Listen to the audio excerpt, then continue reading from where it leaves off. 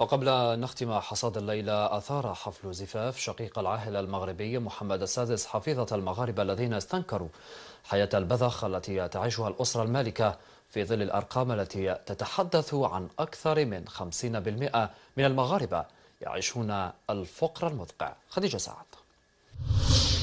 في مشاهد أبكت الطبقات الكادحة بمملكة أمير المؤمنين، يتباهى العرش الملكي المغربي اليوم أمام عدسات الكاميرا بحفل الزواج الأسطوري الذي أقيم لشقيق العاهل المغربي الأمير رشيد، حفل استمر ل3 أيام بلياليها.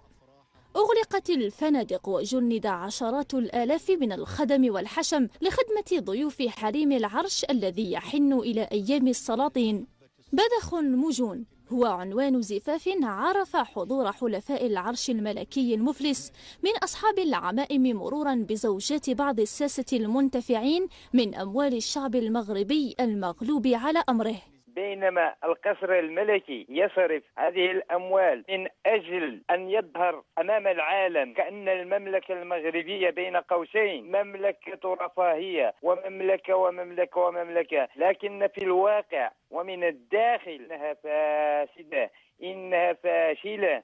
الشعب يموت جوعا، في المقابل نجد أن القصر الملكي يصرف الملايير والملايير على زفاف بسيط. 100% يعتبر فساد في القصر الملكي، 100% لا شك في ذلك. إنما نعيش كل سنة وليس فقط في الأعراس، حتى مثلا في حفل الموازين تصرف فيه الملايير والملايير. فلماذا لا يلغي مهرجان موازين خوفا من الله إن كان يدعي أنه أميرا للمؤمنين؟